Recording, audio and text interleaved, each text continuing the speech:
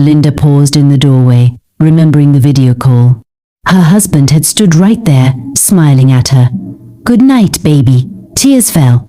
Elijah pushed aside the broken wardrobe and pointed to the wall beneath the stairs. They tore the drywall and found a wooden box. Inside was a book bound in leather, soaked with dried blood. On the front, it read the names of offering. They opened it. It listed over 30 names, dates, ages, ritual types, each with a signature symbol. Michael's name was the last, but beneath it was a blank page with a line titled, "Next to be taken," and beneath that, in shaky handwriting, Ruth. Meanwhile, Kenny was transferred to a psychiatric ward in a government hospital for observation. There, the staff noted strange behavior. He refused to eat normal food, demanding raw meat. He spoke in riddles. The heart is sweetest when still beating. Mama said the eyes of a father taste like honey. Psychiatrists debated if he had suffered a full psychotic break, but Benson wasn't fooled. He came with Linda and Elijah to question him. "Kenny, we know you're pretending. The spirits you called now want your soul too." Kenny began to hum a ritual chant. Linda slammed her hand on the table. "You killed my husband, and you will rot." Kenny snapped his head toward her. For a second, his eyes cleared. Then he whispered, "He still cries. In the basement, every night. But Mama will return, and you, all of you, will join him soon." He laughed, loud and wild. Elijah leaned forward. "What happened 6 years ago when I escaped? You swore no one would survive again. But I did. And now I'm coming back." Kenny's laughter stopped. His hands trembled. He began screaming, "No, Mama. She'll kill me. I didn't fail. I didn't fail." Then he collapsed. The doctors dragged him back to his cell. Benson turned to Linda. "He's breaking." That night, something strange happened across Okeja. A small fire broke out in the police evidence room. Ruth's safe house was nearly attacked. Only divine intervention stopped the assailant. A female officer working on the case fell into sudden coma with strange carvings appearing on her skin. Pastor Akin warned the ritual was old and deep. Killing was part of it, but silence is part of the curse. Breaking it releases more than you can control.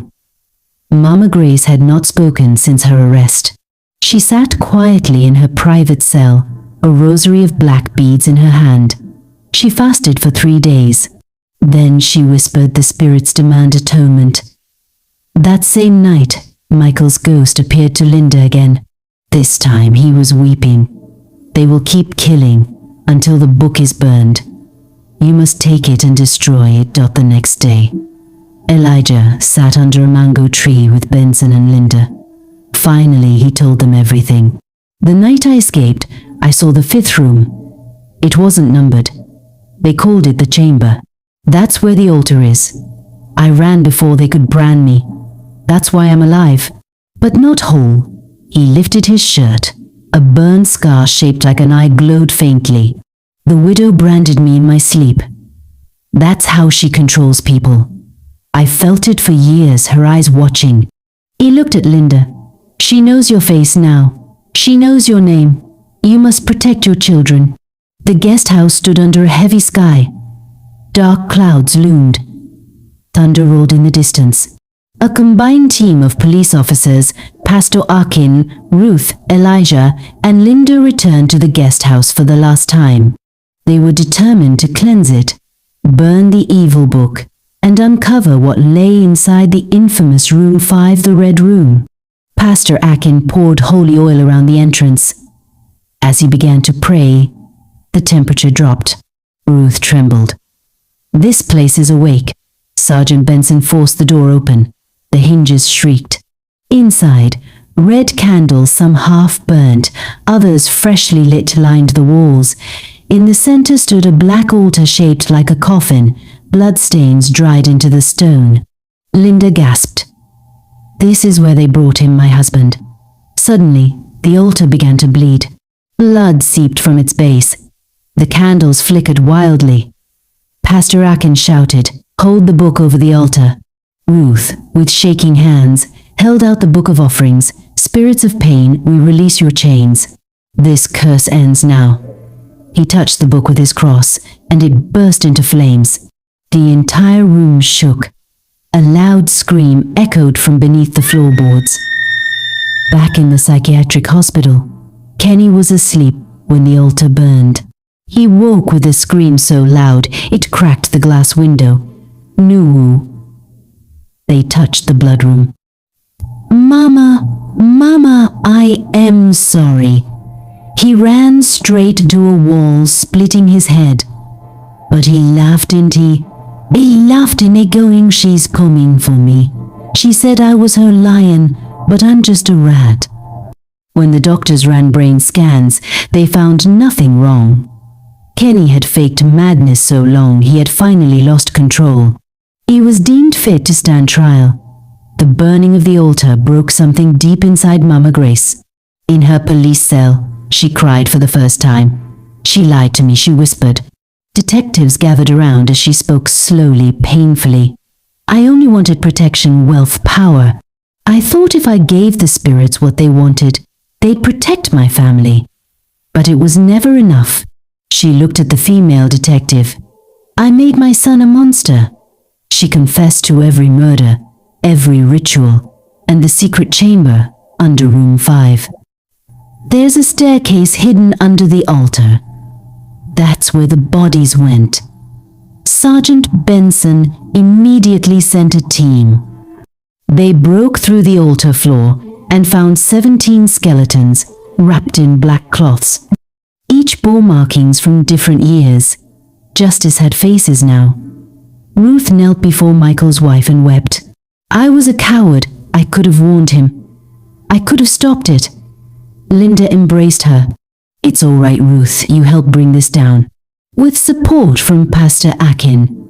Ruth testified in court and handed over a hidden journal she had kept filled with names, dates, and secret meetings Mama Grace had with local officials and buyers of human body parts. It led to 4 arrests, including a corrupt pathologist and a fake pastor. Ruth was granted witness protection and started a new life in another city. The trial lasted 6 months. Mama Grace sat still the entire time, her eyes filled with tears. Kenny had to be chained during each session. The evidence was overwhelming: DNA of victims in the basement, the ritual book, Ruth's testimony, Michael's personal belongings, Elijah's survival and scar, and skipped footage from the night Michael died. The court declared guilty. The judge's gavel rang for multiple counts of premeditated murder, human dismemberment, conspiracy to traffic human body parts, and ritual practice. This court sentences you both to life imprisonment without the possibility of parole. Cries of relief filled the courtroom. Linda hugged and held her children close. The guest house was demolished by government order. The land was purified by spiritual leaders and turned into a memorial park for victims. On the first stone was carved, to the voices that were silenced, we will always remember you. Michael's body was finally laid to rest in peace. During the burial, Linda stood by his grave with their children, placing white lilies. You didn't die in vain, Michael. We found justice. That night, in a dream, Michael appeared one last time. No blood. No fear, just a smile. My darling, thank you. Years passed and Linda now runs a foundation in her husband's name, helping victims' families and funding investigations into ritual crimes. Elijah, scarred but free, speaks to young people about the power of courage and spiritual discernment. Sergeant Benson was promoted to Dupo and awarded for excellence in criminal investigation. Pastor Akin's church grew as more people turned to God after the spiritual battle. And Ruth, under a new name, became a caregiver in an orphanage, finding peace by saving innocent lives. Where death once reigned, now stands a place of healing. Justice was slow, but it came. It always does. Greed for power and money can destroy generations. Mama Grace wanted protection and wealth, but it cost many innocent lives, including her own son's sanity. Secrets and silence protect evil. If Ruth had spoken earlier, so many lives could have been saved.